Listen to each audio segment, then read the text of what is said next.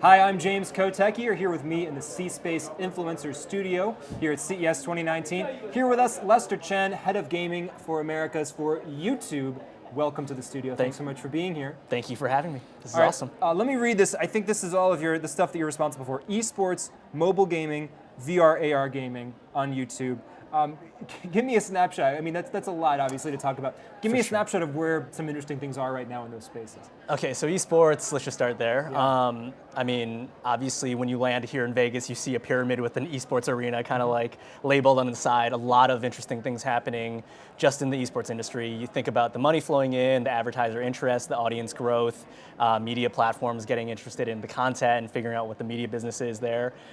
It's been kind of, I've been in the space for like 10 years, and just now, I'd say in the last 24 months, is the business of esports been such a topic of like how to monetize, how to build fans, how to build franchises, how to build, marketing plans, and it's such at a bleeding edge of where like video content, an emerging kind of sport, just like individual influencer and fandom, all these things converge. So esports all of a sudden becomes like a, kind of a term that encapsulates so many interesting things happening in tech and video. So that's just like one thing, Well, right? let's stay on that for a second. Okay. Let's say that I'm a brand and I have this vague idea. I want to get into esports somehow. I want to either advertise or be associated with it somehow. My CMO tells me, hey, look into this esports thing. Yes. How do I even get started? Where do I get started? Yeah, I think like the most important thing is not to conflate the term of like esports with just gaming and try to build like a fundamental understanding of like what is an esport versus just a competitive game, right? I think right now everyone and their mother's talking about Fortnite, and just understanding like,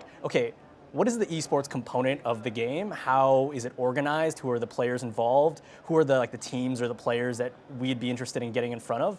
And then really just trying to like take it game by game and dissect exactly what's going on for a particular game. I think if like a marketer were to come in and be like, I want to get in esports, it's a little bit overwhelming, right? It's kind of being like, I want to get into sports. You have to be like, okay, do you want to get into rugby or cricket or football or American baseball? And it's just like, you kind of got to go down to that level first. Can you give me an example of a brand that kind of gets it?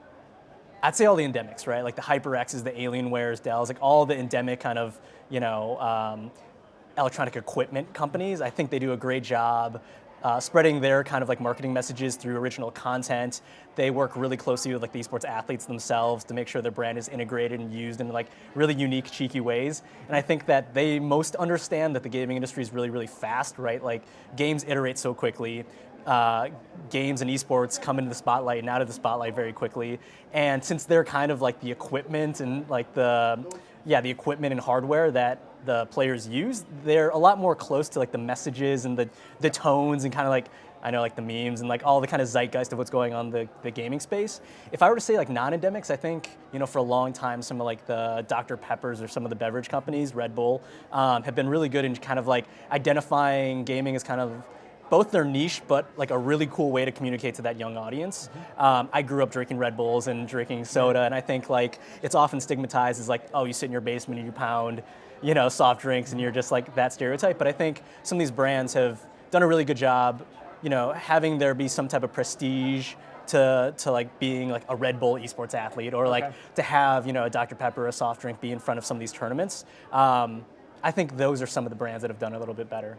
So obviously you were a professional in this field yourself. I mean, maybe, do you have an example of a time when you were in it and a brand just did something that was kind of discordant or just didn't feel like it was actually authentically engaging with the community? So it sounds really bad, and this is like a bad PSA, but I think like the truth campaign came to like really early days, like the anti-smoking, which is like, I don't want to say like obviously a great cause, but the way that they went about their message was a little bit too, it was just off tone. And I think it was a little bit too overt of branding, like, hey, we're like, there's a bunch of young kids playing video games and they could probably be potential smokers. Let's just like, drive a truck into the middle of a tournament and be like, stop, stop smoking. So I think like, there's a lot like, and wrong, like it's kind of subjective, right? Like how a brand can do it wrong. But I think, there's a lot of like tonal things that you can kind of mess up, right? If you don't really know the audience that you're talking to and kind of like the language that they're speaking, you can sometimes have like, a campaign or a brand message that's, you use the wrong reference when talking about like a gaming, term or something like that, and that completely throws your campaign off because, gamers are the first people to kind of be critical. Like they're some of the most critical. Sniff inauthenticity. Yeah, inauthenticity, and that'll go on Reddit and it kind of propagates really quickly. So I can't stress enough how like important getting the voice is in some of these brand campaigns. So do these brands need ambassadors, like someone like you with your background, to help them guide through this process? I think so. Like oftentimes you'll get like a brand or marketing person who has like a son or daughter who plays games and gets kind of like the scene. I think like you don't need to just hire like experts like in a particular field, but you have to go in with open eyes and have, you know, an appetite to do quite a bit of digging on like a Reddit or a Google to figure out kind of like what's going on in the space, rather than just being kind of lumping all gamers together or lumping gaming too close with like all esports, or, you know, you got to really pay attention to like the community and what's really going on in that particular community. Sure. So you have VR and AR in your title too, so Yes. I want to ask about that. It has seemed like, and I brought this up with Peter Naylor of Hulu when he was here in the studio, it seemed like that's kind of flagged a little bit as far as interest, or just in the general zeitgeist, the idea is maybe the hype was a little bit too much for that. But in the gaming space, is it different? Are we on the cusp of some amazing thing? What's the status? I think it's still like a build it and they will come kind of like software and hardware period we're in. I think a lot of people are still waiting on that breakout game that I think will, like, everyone will be playing, and once the hardware's there, so the audience, like a lot of people can play at the same time. I know, you know, the privileged people who have Vive setups in their home, when you stick that on a parent or a friend for the first time, it's an amazing experience, right? It's like undeniable that the things you can do within a VR experience are phenomenal and mind-blowing. I think it's more of a way to think about how you can both spread that so more people can experience that, right? Like, how are you going to scale the equipment and like the programs so a lot of people can try that? And then kind of like, you know, being at YouTube, how do you share those experiences, right? Like, how do you record and capture videos so that will make other people want to feel immersed, right? So we have like video products within the Google Player or the YouTube Player where you can like drag around, you can use a Daydream, you can use Cardboard. We're trying to like break down the barriers in which you can experience these, you know, environments without having the whole setup. But it'll take time, right? Because it's, sometimes you talk to game developers and it's costly to develop VR, and you talk to you know, some small studios who are trying to do amazing things in the space, and it'll just take a little bit more time. I think it'll just take a little bit more time. But it's coming. You're convinced that it's coming. I think it's coming, and I think not only gaming, but a lot of other applications will like thrive because of VR. You know, if you talk about the health or like military or like a lot of different applications, it's industrial training is a big application. right. The hardware is bound to kind of exist, and then it'll be like, how does gaming really overlay on top of that? So you mentioned recording. One thing that's of interest to me and maybe other brands here is the idea of IP. Who owns the IP? If I'm recording myself playing a game, or I'm recording some awesome esports thing that I was involved in, I don't really own that IP. Maybe I mean I did the thing in the game. I had my own snark on top of it. Right, it's transformative. Yeah, exactly. But I don't actually own the game that was so. Who makes money in that situation? How do you sort through the IP issues? It kind of comes down to the IP holders, to be honest, right? Like, they look at the YouTubes, the Twitches, the Facebooks, the Twitters, and the way they deal with rights management very differently. You talk to, you know, previously Nintendo, who had a program where if you want to upload, you know, Nintendo content, you had to go through a program. There was a revenue split you had to make. I think each publisher right now treats it as like the work is transformative.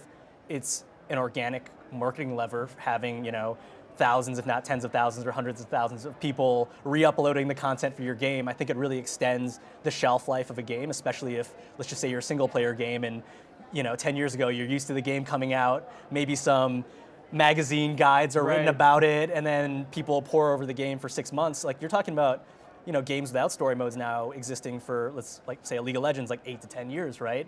And that's carried by live streaming and people using that IP and transforming it and building amazing things on top of it. So it comes down to the rights holders, and, you know, YouTube has a lot of tools that allow rights holders to manage, you know, track or monetize or figure out the ways that content is used or manipulated. I think like it's a really tricky subject, but I think it's also, you know, like, I also think it's their IP, and they'll have to figure out how they really want, you know, platforms to use it. So you used to play video games for a living, and in a sense you kind of still do. What's your advice to people who hear that and think, wow, that's the coolest job ever, I want that job? Okay, so it's kind of like cup stacking or Rubik's Cubes, or, you know, like, it's not too far off the path from just taking something really, really seriously.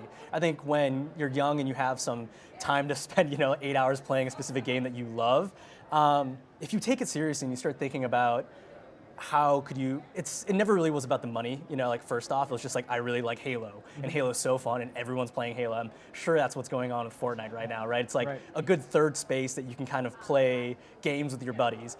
But all of a sudden, if you think you're particularly good at this, you know, this game or this subject, take it as far as you think it can go, right? Like, go to competitions, convince your parents that like there's, you know, some type of competitive, like it doesn't need to be competitive, but there's some type of medium in which you can share with other people. I think that's the most important thing. I think games are an amazing way to get a bunch of people together to do one common thing.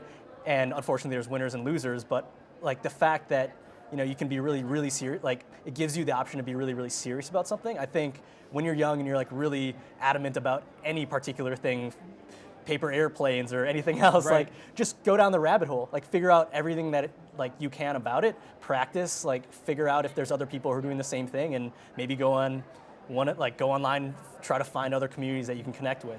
And I think probably a misunderstanding some people might have when they initially think about this is it's probably not always fun, right? There's a lot of hard, just like if you love basketball, it's not always fun to practice, right? And you have to get into the really hard places to kind of come to that transcendent mountaintop at the end, right? It's really tough. And I think when you get to the certain level, yes, it stops getting fun and you start forgetting how to enjoy games, and it's just very, you know, the top 1% are extremely good at a particular game. Like you ask any League of Legends or Counter-Strike or Dota or Hearthstone Pro right now, they spend 8 hours a day practicing. And I think, you know, games again are iterating so fast that the game that you downloaded or bought last year could be a very different game this year, right? Because of patches and DLCs, and you know, the meta of the game changes, right? It's almost like, okay, you have a checkers or chessboard. What if we add 3 extra pieces year over year, right? You have to relearn all the mechanics of the game. So it's when you're that into the game, it gets a little bit of an obsession because you have to always be at the very top and always have to mutate